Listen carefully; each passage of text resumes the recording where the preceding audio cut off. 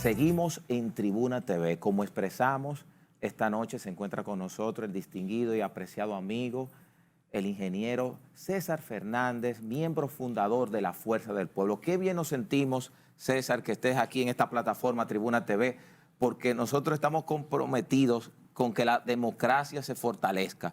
Y una muestra fehaciente es lo que ustedes están haciendo en la Fuerza del Pueblo en estos momentos. Bueno, muchísimas gracias, Giovanni y Robinson, ¿verdad? Dos amigos muy apreciados. Primero, felicitarles por el esfuerzo que hacen, que yo sé que es un gran esfuerzo llegar semanalmente y diariamente. También ustedes manejan otros espacios, pero especialmente este, que el sábado es como un resumen informativo. Nos ponemos al día. Yo tengo la oportunidad desde mi casa también, de ya en la tranquilidad del hogar, uno ponerse al día y ver interesantes entrevistas. Por supuesto, saludar a todos los televidentes y redevidentes que sintonizan esta importante plataforma. Ya eso en el sábado tranquilo, ahí tomándose un vinito en la casa. Sí. Pero aquí estamos cumpliendo, como tú dices, con la democracia dominicana y sobre todo con la invitación de dos grandes amigos. Bienvenido, el ingeniero César Fernández, una persona con quien hemos estado compartiendo todo este ajetreo de los medios, la política. César, a mí me llama, no había tenido oportunidad de entrevistarle después del fallecimiento de don Johnny Ventura.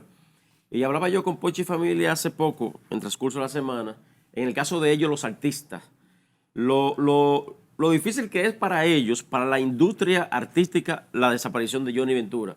Pero en el caso de ustedes, que era don Johnny una parte esencial, usted mismo, que fue su coordinador de campaña en la pasada para la alcaldía del Distrito Nacional, y él ya como miembro importantísimo de la dirección ejecutiva, ¿no? Dirección política. Dirección política de Fuerza del Pueblo. ¿Qué tan duro fue para ustedes ese golpe? Mira, yo particularmente yo tengo una relación muy cercana, no solamente con don Johnny, sino con toda su familia, porque en el fragor de la campaña, don Johnny es un hombre muy familiar, o era un hombre muy familiar.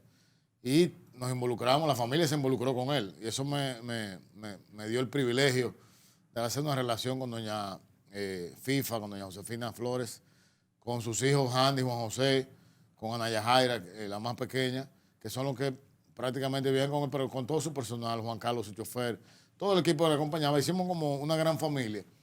Y una vez a la semana teníamos un almuerzo, uno con el equipo y uno don Johnny y yo solo para ver las estrategias. Entonces, casualmente, el día de su fallecimiento, nosotros, él iba camino a Santiago y yo iba camino a La Vega. Él me llama a eso de las 10:30, 11 de la mañana, y me dice que hay unos planes nuevos para el partido, que quería que lo viéramos. Era un jueves, entonces yo le digo, perdón, era un miércoles. Yo le digo, bueno, don Johnny, yo tengo ya compromisos mañana, vamos el lunes a hacer un almuerzo. Y cerramos el teléfono. ¿Qué resulta? Yo iba también a un velatorio de un pariente en La Vega, y estando en el velatorio, mi teléfono comienza de manera ininterrumpida a sonar, y me dicen, ¿le pasó algo a don Johnny? Y digo, no, le está muy bien, le está en Santiago. De hecho, estaba grabando unos comerciales. Y no es hasta que salgo del evento, del funeral que estaba, que me entero. Como estaba tan cerca en La Vega, de inmediato salimos hacia la ciudad de Santiago y llegamos primero con la familia al centro médico donde se encontraba. Y de verdad, hasta que no lo vi, no lo creía. Pensé que quizá había una posibilidad que se salvara, pero lamentablemente él llegó ya habiendo fallecido. Fue fulminante. Fue fulminante eso y fue increíble. De inmediato me llamó el presidente Fernández, consternado también. Dice, wow, acabamos de perder a mi madre, que fue una pérdida sensible para él y para todo el partido.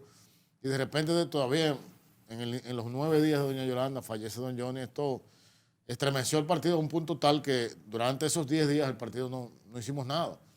Estábamos en shock todavía. Y lamentablemente cuando una persona de esa dimensión fallece, que nos damos cuenta quién fue que se fue. Así mismo. En lo particular, yo conocía a don Johnny, tuve el privilegio de ver toda su discografía en su casa, todos los premios que había recibido. Él tenía como un pequeño museo en la casa y conocía de esa estatura mundial de Johnny Ventura, pero no fue hasta que se fue que comenzamos a recibir de todas partes del mundo, las revistas más importantes musicales como Rolling Stone, New York Times, estamos hablando, que se pronunciaron y de verdad... Y los noticiarios de Suiza, Alemania... De todas partes, de todas partes. Y fue muy lamentable. Pero yo pienso, como le dije a sus hijos, que Cuando uno pierde a un padre, cuando uno lo tiene vivo, hay que darle lo mejor que uno tiene. Así es. Para el día que se van, que le tocará irse y nos pasará Sí, a todos, claro. tener en la memoria el recuerdo de que cumplimos con nuestros padres. Ellos lo hicieron con su padre. En el caso nuestro, tuve el gran privilegio de ser su coordinador de campaña. Y no solamente yo, todo el equipo que le acompañamos, un equipo formidable de jóvenes, hombres y mujeres que participaron en la campaña, dimos lo mejor de nosotros para don Johnny. A tal punto que en una campaña extremadamente rápida, recordar que don Johnny fue proclamado el 14 de diciembre del 2019 como candidato a la Fuerza del Pueblo, nos selecciona apenas el 16 como su coordinador de campaña y cae enfermo a finales de diciembre. O sea que trabajamos sin candidatos hasta el 7 de enero. Tuvo COVID, tuvo una caída. Eso no permitió que él tuviera en campaña, pero sí el equipo comenzamos a trabajar ya con don Johnny y obtuvimos casi un 7% en el Distrito Nacional. Es una campaña de días. Sí, sí. Y de verdad que lo que nos ayudó era donde quiera que íbamos a los mano a mano, a las caminatas. Entonces, don Johnny nada más se paraba y la gente salía a saludarlo. Sí, sí. En una encuesta que hicimos digital de conocimiento del candidato, encontramos que 9 de cada 10 dominicanos sabían quién era Johnny Ventura, Increíble. sin importar la edad. Sí, claro, claro. De verdad que una gran pérdida, pero debemos ahora ese legado. No solamente el musical, porque ahí era su grandeza, pero recordar que don Johnny Ventura entra a la política 3 años después que funda su primera orquesta. Me parece que era el Combo Candela en el año 1959. Ya en el 62 ya él estaba en el PRD, al lado de quien fue su gran amigo, José Francisco Peña Gómez. Es decir, que su lucha democrática no era un asunto de una moda o de que... Ni de conveniencia. Ni de conveniencia, sino que él creía mucho en la lucha democrática. Él creía en eso. Y obviamente, en la carrera artística tuvo mucho más brillo, mucho más difusión que la política, pero recordar que fue diputado, fue alcalde, hizo grandes aportes y fue vicepresidente del PRD. Es decir, que en la política también se destacó. Ese legado, preservarlo. Sí, sí. La Fuerza del Pueblo tiene el privilegio que fue miembro fundador y miembro destacado y distinguido de nuestra dirección política. Y ese legado, bueno, ya empezó a repercutir porque nuestra casa nacional, nuestra casa política, se le ha denominado la Casa del Pueblo Johnny Ventura. Perfecto. César, entrando al ámbito político, quiero traer a mi comentario un ejemplo de lo que es la fundación de la Fuerza del Pueblo y lo que fue en un momento la fundación del PRM. Si tú observas, cuando nace el PRM, algo que ayudó a ese partido era que el PRD, que se dividía, no estaba en el poder. Muchas personas decían que Fuerza del Pueblo, PLD, era un poco más difícil ese desprendimiento porque estaba el gobierno de Danilo Medina. Nosotros hemos observado, cuando va fluyendo lo que es el escenario político, que ya hoy en día nosotros hemos entrevistado a figuras de alto nivel del PLD y tienen un discurso ya que no es tan tenso como se observaba antes con la Fuerza del Pueblo. ¿Cómo tú ves esas dos familias, Fuerza del Pueblo, PLD? ¿Qué puede pasar? Yo te diría, yo lo resumo y yo trato, en particular, y casi la mayoría de los miembros de la Fuerza del Pueblo, de no referirnos mucho al PLD. El PLD es la casa donde venimos, donde nos formamos. En el caso del doctor Leonel Fernández, 47 años miembro de ese partido, 18 años siendo presidente. De hecho, cuando sale, era presidente del partido. Y hay grandes recuerdos, grandes amigos y grandes historias en el PLD. Y yo pienso, eso pasó. Ya el PLD, de hecho, como partido para mí, cumplió su historia en la democracia dominicana. Fue el único partido que bajo el liderazgo de Leonel Fernández logró conjugar lo que ningún otro partido político lo había podido hacer en la historia republicana. Tuvimos a dictadores como Lilici y como Trujillo que desarrollaron la infraestructura, desarrollaron el país, construyeron un país, pero bajo una dictadura. Partidos que, como el PRD, don Antonio Guzmán, el propio Jorge Blanco, hicieron grandes aportes a la democracia, pero entonces en lo económico era un fracaso. El propio doctor Balaguer, un gran desarrollo económico, y no fue hasta el final, sus últimos años, donde hizo aportes a la democracia, aunque en la transición de Trujillo a Balaguer hubieron sus aportes, pero con dificultades. El PLD, con Leonel Fernández, logra estabilidad económica, crecimiento económico, desarrollo del país, pero también se logran las libertades. Se logra consolidar las libertades, la libertad de prensa, la libertad de expresión. Nunca se habló de persecución a nadie por sus ideas. Entonces, eso lo logró el PLD. Lamentablemente, al final, yo te diría que a partir del año 2012, ese concepto cambió, dio un giro de 180 grados y vino lo que era entonces el amiguismo, el familiarismo, el grupismo. Se apoderó del poder y ahí están los resultados. Y ya el presidente Fernández lo dijo, en algún momento las fuerzas bochistas se juntarán. Las direcciones de base del PLD, o los comités de base, como se llaman en el PLD, las direcciones medias y en cierta parte de la dirección alta del PLD entiende que su líder es Leonel Fernández. No solamente lo llevó él encabezando al poder 3 veces, 2 de ellas consecutivas, pero permitió y logró que las otras 2 veces que ganara el presidente Danilo Medina fuera por la responsabilidad de Leonel. En el 12, porque se lo echó al hombro. Y en el 16, porque no dividió el partido. Él pudo perfectamente haber formado tienda aparte y hubiera pasado lo mismo que pasó en el 20. No iba a ganar, porque nadie dividido gana. Eso está comprobado. Sí, apuesto al futuro. Pienso que habrá una gran alianza de cara al 2024, donde estamos trabajando en la Fuerza del Pueblo para que esa alianza la encabece la Fuerza del Pueblo. Y ¿por qué no? El PLD podrá estar ahí en vista de que los candidatos, los buenos amigos que están aspirando, el buen amigo Abel Martínez, doña Margarita, Francisco Domínguez Brito, hasta ahora que es más o menos esbozado, que tienen algún tipo de interés, no marcan lo suficiente para que esa marca política pueda ser una opción de clasificar a una segunda vuelta. Sin embargo, ya el presidente Fernández está claramente y ampliamente marcando, muy cerca del presidente Luis Abinader, estando apenas a un año de gobierno.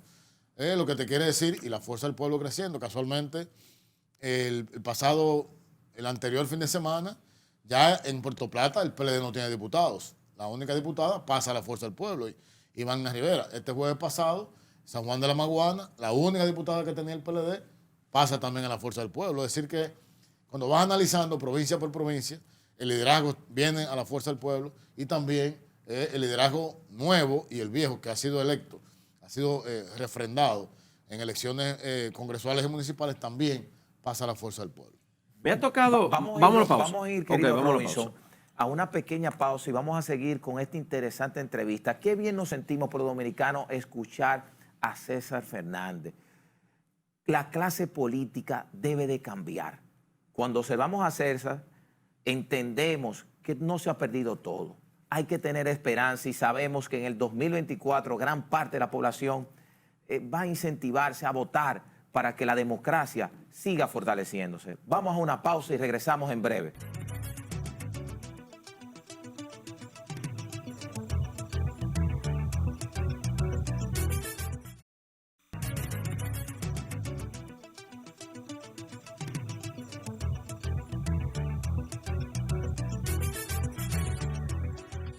Bien, señor, continuamos. Don César, respecto a ese tema pasado, me ha tocado en varias ocasiones aquí en otro espacio decir precisamente de que si el PLD, si los candidatos del PLD no logran aglutinar la fuerza necesaria como para tener un candidato para el 24, es evidente que van a tener que juntarse con sus hermanitos, que son ustedes. Y usted dio datos... Yo lo dejaría en primo, ¿eh? Yo lo dejaría en primo. No, porque ya veo que las cosas están arreglando, porque ya por lo menos, usted por ejemplo, antes decía el viejo partido, ya dice, no, esa gente, déjenlo tranquilo. O sea, ya las cosas están arreglando. Y eso es bueno. Eso es buen augurio para ellos también. Pero entonces, los datos respecto al expresidente Leonel Fernández, que usted da, que está muy bien colocado el presidente Fernández ante la aceptación de la sociedad, ¿cree usted que se puede dar al final ese encuentro? No solamente las fuerzas bochistas, PLD, Fuerza del Pueblo, y es a donde la gente quiere ir. Leonel y Danilo se pueden sentar ellos dos. Mira, yo te diría que ya el presidente Fernández lo dijo en una entrevista de hace un par de meses, que él no tiene ningún tipo de inconveniente en sentarse con Danilo Medina, porque la madurez política del doctor Leonel Fernández es muy amplia. Es decir, ya lo que pasó, pasó. Sí. Ya lo que ocurrió, se sabe cómo ocurrió y quién lo hizo y quién lo gestó. Y ya, sobre todo, el propio PLD sabe quién es el culpable de que ellos no estén en el poder hoy. Eso está claro. Pero ya eso pasó. Una reunión de entre ellos, yo no te la descarto. Leonel Fernández es un político abierto, moderno, muy propositivo. Pero ya hay que esperar en el tiempo. Yo te diría que ahora hay una gran carrera de ambos partidos por posicionarse, por renovarse.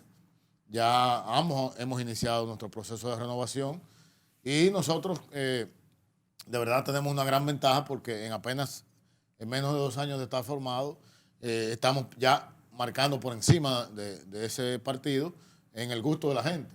O sea, con poco tiempo. Tenemos una matrícula ya estamos llegando a los 20 diputados. Y recordar que obtuvimos 8 en las elecciones. Es decir, que 12 han venido después. ¿Por qué han venido después? Porque han visto que en el viejo partido se mantiene lo mismo, el grupismo, el sectarismo, y el que no está en la lista de fulano no puede estar. Entonces la gente se cansa. O sea, tú no puedes endosar tu liderazgo a la voluntad de nadie. Tu liderazgo es tu liderazgo. Claro. Entonces, en la fuerza del pueblo eso se respeta y por eso crecemos cada vez más. El único partido político que ha crecido en pandemia es la fuerza del pueblo. O sea, hemos venido de 8 diputados a 20. Hemos venido de 4 alcaldes a 44. Hemos venido de 4 senadores a 9. Es decir, es impresionante. Y ellos reduciéndose cada vez más. Entonces, pienso que sí, habrá ese gran encuentro, esa gran unión, pero falta tiempo.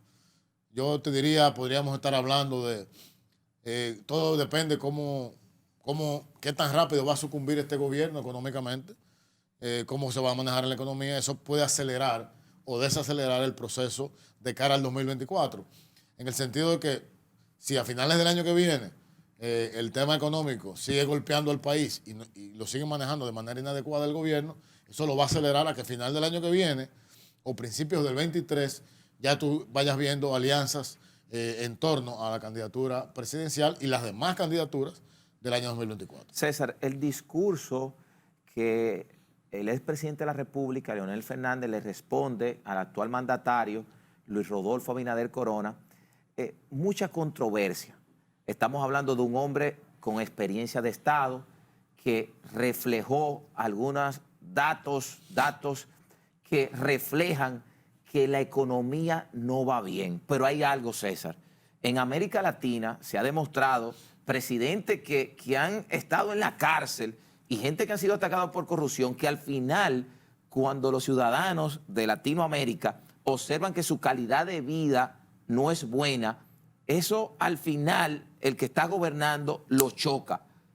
¿Qué tú le puedes decir al pueblo dominicano con ese discurso, que esa fue la parte que el pueblo dominicano se sintió más identificada con el presidente Leonel Fernández? Yo te diría primero que no fue una respuesta al discurso del presidente Abinader, porque el discurso del presidente Abinader fue un discurso de promesas. Entonces tú a las promesas tú no le puedes contestar. Tú le puedes contestar a los hechos, a las ejecutorias. A eso se le contestó. El presidente Fernández convocó al gabinete orgánico del secretariado del partido a que rindiéramos un informe en cada área de desempeño del gobierno. Educación, economía, infraestructura, salud, minería, exportación, etc. Y fíjate que él fue muy prudente, porque él no tocó todos los temas. Teniendo material como educación, por ejemplo, él no lo tocó en su análisis, de hecho, como se llamó ese discurso, análisis y perspectivas de un año de gestión. Entonces, tocó lo más sensible, como tú muy bien señalas, y lo que más le importa a la población. ¿Qué le importa a la población? Bueno, primero, ¿qué se está haciendo con el dinero?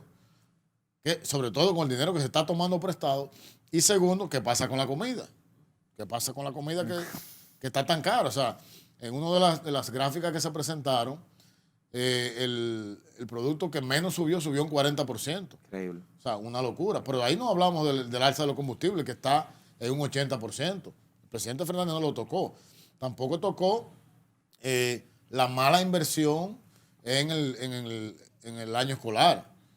Que lo único que yo saludo y de verdad valoro es que a las plantas televisoras y a las emisoras de radio le dieron una mano con colocarle los programas, pero al final no hay ningún método de evaluación de qué pasó con esos muchachos. Yo me imaginaba, de hecho lo llegué a ver en una casa promedio de la República Dominicana, en un barrio, que había un televisor, la señora estaba cocinando, con la cocina que estaba dentro de la casa, 3 niños pequeños correteando y brincando, el que le tocaba clase en todo ese bullicio, tratando de concentrarse con un profesor que parecía todo menos dominicano. Buscaron unos actores muy elegantes que hablan muy bien, pero el niño no se identifica. El niño se identifica con el profesor que ve, el morenito, el calvito, la profesora con sus lentes, que es lo que está acostumbrado. Entonces tampoco hubo esa conexión.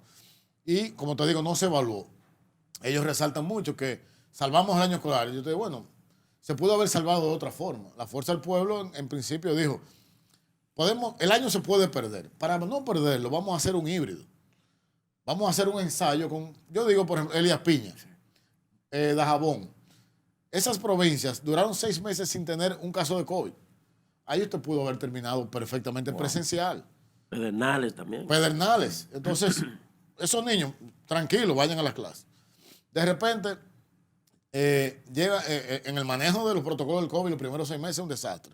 Ustedes se acuerdan. Toque de queda los sábados a las 12, a las 3, los domingos a las 12. Era una locura. Y sin embargo, 6 meses después tuvieron que volver a los protocolos que dejó el presidente Danilo Medina porque no medían. Tú mides en pandemia, en este caso, el índice de contagio y el índice de mortalidad. Nosotros llegamos en enero de este año, sin tener la vacuna, a estar en 9% de contagio y en 1.5% de mortalidad. Perfecto. ¿Con qué? Con los protocolos de sanidad que habían. Llega la vacuna y se ponen a inventar, porque tienen una facilidad para inventar enorme. Hacen un plan de vacunación, el cual primero el presidente Fernández exigió que dónde estaba el plan. Hermano, usted tiene un año sabiendo que viene esta crisis. Usted tiene 6 meses sabiendo, recordemos que las vacunas iban publicando, ustedes se acuerdan, en las fases que iba el desarrollo. Y se esperaba en un tiempo cuando iban a estar disponibles, y sobre todo para países en vía de desarrollo como el nuestro. ¿Por qué usted no preparó un plan? No, hubo que hacer el plan con las vacunas en el aire, prácticamente. Pero lo diseñas y empiezas a vacunar de 65 años en adelante. Bien, yo llevo a mi madre a vacunar. Y cuando llego a un recinto de vacunación, me encuentro que hay una fila para maestros. Y digo, pero, ¿y este invento? No, porque vamos a vacunar maestros, porque vamos a volver a clases presenciales. Digo, ¿dónde está el plan? No hay un plan. Pero porque está vacunando a los maestros. ¿Qué debiste hacer? Pienso yo. El turismo está en el suelo. Los empleados del sector turístico son unos 300,000. Llama al sector y vamos a vacunar a los empleados. Entonces tú sí podías decir, como dijo el presidente en un momento, este país está listo para recibir turistas. Pero no. Dijeron que estaban listos para recibir turistas y no había ningún tipo de... Es más, el protocolo que se implementó a los hoteles salió ya abriéndose el sector. Una cosa insólita. Entonces, el turismo tampoco se dijo en el discurso. Fíjate que en el discurso del presidente Abinader, si ustedes lo pueden buscar, hay un solo párrafo que habla del turismo y él es muy reservado. Extremadamente reservado. ¿Por qué? Porque él sabe que lo que dice el ministro de Turismo no es la verdad. Y te lo voy a explicar. Según el ministro... Pero él preside ese gabinete, el presidente de la República. Y por eso fue reservado. Busquen, hay un párrafo, señores. Un párrafo de 3 líneas. El sector turismo, prepandemia, al año 2019, julio del año 2019, de la ocupación existente, de la disponibilidad del país, tenían una ocupación de un 79%. Esos son casi 5 millones y medio de turistas reales que había en el 19. En 2021, ocupación un 39%, 3.6 millones, casi 2 millones menos. Pero de esos 3.6 millones, que él dice el gobierno que eran turistas, falso. El 40% eran dominicanos que venían a visitar, que lo contabilizaron como turistas, y además un grupo de ciudadanos que venían de muchas partes del mundo a hacer la cuarentena aquí antes de irse a Estados Unidos. Y esos turistas, tú dirás, bueno, pero eran turistas. No, era gente que venían a estar en un hotel, a comerse lo mínimo, a gastar lo mínimo para esperar su viaje a los Estados Unidos. César, y respecto a la respuesta que le dio el gobernador del Banco Central, Héctor Valdés Albizu, al doctor Leonel Fernández, por entender Héctor Valdés que Leonel está criticando, haciendo crítica a las estadísticas económicas que da el Banco Central, obviamente, al gobierno. Entonces dice uno, ¿no? Uno colige que el gobernador del Banco Central está como está porque, bueno, ese mismo fue el que fue el gobernador del Banco Central en los gobiernos del doctor Leonel Fernández. ¿Qué hay que decir en eso? Mira, el doctor Albizu, que es como una especie de emperador del banco, yo de verdad lo respeto muchísimo, es un gran profesional, lo saludo, ¿verdad? Es una persona muy distinguida. No veo la razón por qué ya va a cumplir 24 años en esa posición al final de este periodo. O sea, tú sabes los jóvenes que hay aquí que se han preparado fuera del país, que tienen la experiencia, que han trabajado en la banca internacional, en organismos internacionales financieros de mucho prestigio. ¿Por qué el señor puede ser un buen asesor? ¿Por qué no? Yo no estoy diciendo que lo manden a su casa, ni que lo pensionen. Pero pienso que puede haber otra persona en esa posición. Cuando el presidente Fernández analiza, sobre todo la financiación del gobierno, hay demasiados números, pero nosotros hicimos el análisis con los números del Banco Central. O en algunos casos, como la tasa de crecimiento del PIB, que es una proyección que se hace, lo hicimos con datos de la CEPAL. Entonces, si te vas al crecimiento de la economía con respecto al PIB, en el año 2020, menos 6.7%. Y nosotros terminamos proyectando un 0.3%. El propio gobernador del Banco Central se mató como Chacumbele, porque en su discurso dice que no es un 0.3, que es un 3. Pero usted había dicho que era un 7, doctor. O sea, usted ahora mismo está cambiando su propio discurso y no está reconociendo que no es lo que usted dice. Nosotros lo que estamos diciendo, o lo que se ha dicho, es que la proyección que el gobierno ha dado no es real. En el tema de los empleos, ahí que la votaron por los 411, de verdad que el que le dio el número al presidente, yo pienso que hay que cancelarlo. Porque puso al presidente a hablar soberanos disparates. Usted está hablando, señor, de que se recuperaron 720,000 empleos en 6 meses de este año. Dice el estudio continuo de trabajo que se perdieron oficialmente 470,000 empleos. Entonces, usted recuperó no solamente lo que se perdieron, usted duplicó el año más alto en los últimos 20 de creación de empleo, que es 120,000. Recuperaron los 470 y 240 en 6 meses. O sea, sabemos que es mentira, o sea, sabemos que no es verdad. Entonces, tampoco pueden querer engañar a un pueblo con números tan astronómicos, porque yo no te digo que le pongan 20,000, 30,000, porque hay que ser optimista. Ahora, como dice el presidente, hay que ser realista y sobre todo cauteloso, porque el cauteloso no se equivoca. Si hubieran sido cautelosos en el discurso, no se hubieran equivocado de la manera tan garrafal que lo hicieron. Vamos a ir, querido amigo César, a una pequeña pausa y vamos a retornar con la parte final de esta interesante entrevista. Adelante, director.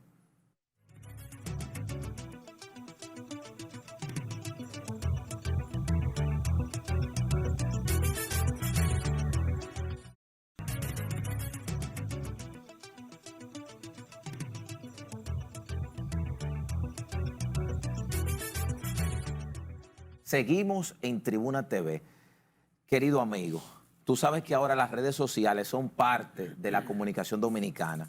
Este espacio, los comentarios que nosotros hacemos, las figuras que vienen a esta plataforma, yo estoy en muchos grupos políticos de diferentes partidos y estoy en grupos del actual gobierno, del PRM. Y he observado estas últimas semanas que ya los dirigentes del PRM ya tiene un adversario y es Leonel Fernández. O sea, me he encontrado que tan rápido, ¿a qué se debe, querido amigo, que ya Leonel sea el adversario del PRM? Bueno, como dicen popularmente, le dio en el pelado. Lo desenmascaró con las verdades que dijo y la reacción, la propia reacción de ellos te lo dice. Y el propio presidente Luis Abinader en su discurso, recuerden que dijo: a los que están preguntando en qué gastamos el dinero que tomamos prestado, que contesten ellos en qué gastaron el que ellos tomaron prestado. Entonces, obviamente, quien ha preguntado de manera pública al presidente de la República que en qué se está invirtiendo, en qué se ha gastado el dinero de los préstamos, fue el presidente Leonel Fernández. Y un análisis bien rápido sobre ese tema. El presidente Leonel Fernández en sus últimos 8 años tomó unos 12,000 millones de dólares prestados, 12,400 millones de dólares prestados. Invirtió 18,000. sea, invirtió 4.000 más de lo que tomó prestado en obras de infraestructura, en maquinarias, en poner a mover el aparato del Estado. El presidente Danilo Medina tomó prestado 18.000, invirtió 21. Es decir, 3.000 más de lo que tomó prestado en obras de desarrollo. El presidente Abinader este año ha tomado 7.300 y solamente ha invertido 1.200 millones. O sea, la relación es 6-1 negativa. La de Leonel, 2/3 a 4 positiva, y la de Danilo 2/3 a 3 positiva también. Entonces, de eso que estamos hablando. ¿Qué estás haciendo con el dinero? Tú estás hablando que hoy en el Banco Central hay 12.000 millones de dólares en reserva, pero en octubre tienes un pago de la deuda, un servicio de la deuda, capital a interés de casi 5.000 millones, unos 4.800. Va a quedar en 7.000 y esos 7.000 los tomaste prestado. O sea, tú tomaste dinero prestado para comprar una casa y no compraste la casa, te quedaste con el dinero en el banco. Te está pagando intereses para decir que tienes dinero. Sí. O sea, es bien compleja la situación económica del gobierno y como expresó el presidente Fernández, el año que viene esto es insostenible. Es insostenible. No vamos a poder seguir tomando prestado. ¿Por qué tomó prestado Leonel? ¿Por qué tomó prestado Danilo? Porque invertían en gasto de capital. Es como, yo pongo el ejemplo de un salón de belleza para que el público me pueda entender. Una señora tiene un salón de belleza y tiene 4 puestos de lavar cabeza. De repente, el negocio le está yendo muy bien, pero ella no tiene el capital ni para ampliar el saloncito, ni para comprar 4 puestos más. Bueno, ¿qué hace? Va a la banca. La banca ve los números y dice, no, pero usted puede, mire, alquile el local de al lado, yo le presto ese dinero y le presto para que compre equipo para habilitar ese local de al lado. Ya la señora, en vez de estar lavándole 4 cabezas, va a estar lavando 8 al mismo tiempo. ¿Y qué va a estar haciendo? Generando más riqueza. Claro, dinamizando la economía. Pero a base de un préstamo. Claro. Ahora, si usted coge el préstamo para gastarlo en salarios, para gastarlo en publicidad, que muy bien está gastando el gobierno en publicidad, aprendieron de Danilo y están gastando mucho más que el dicón del gobierno de Danilo Medina. Digo yo que en el plan de vacunación, que de verdad yo no sé cuál es el éxito que le ven, y la gente me dice, pero tú eres muy pesimista. Digo, no, yo soy realista y claro. Han sido exitosos comprando vacunas. Casi 200 o más de 200 millones de dólares comprando vacunas, pero han fracasado colocándolas. La propia meta que se puso el gobierno ha fallado. Entonces, si tú gastaras o haces, persuades a la población a vacunarse, es diferente. Y yo he puesto los ejemplos. Usted le dice a las MIPYMES, mire, yo le voy a exonerar 3 meses de anticipo si usted y su personal se vacunan. Aquí hay más de 60.000 MIPYMES. Entonces, ¿qué hace la gente? Pero yo me voy a vacunar, aunque no crean la vacuna. Eso es lo que usted tiene que hacer como gobierno. Se pusieron hasta de gallo loco a que una ley que sea obligatoria, eso es un disparate. César, pero la reducción de los casos no es producto del buen manejo que han tenido con la colocación misma de las vacunas. Claro, la reducción de los casos y 4.000 muertos que van. Pero está bien, pero ¿Tú estás conforme con 4.000 muertos? No. No, porque parece que tú estás conforme. No. Eso evidentemente que no. Yo me refiero a que los casos han reducido en cuanto a COVID. O sea, yo tengo mucho que no escucho. Hay tantos casos ahora mismo en cuidados intensivos. Casualmente en esta semana se pasaron 3 días sin anunciar muertos, fallecidos por COVID. De repente aparecieron 8 en un solo día.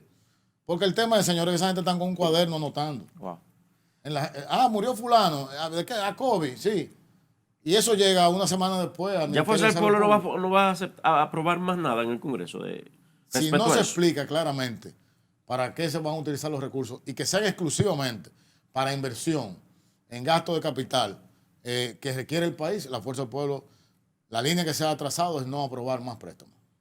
Entonces, César, podemos decir improvisación ha sido el mal endémico de este gobierno. Yo le digo el gobierno de la supuesta transparencia, pero de la ineficiencia.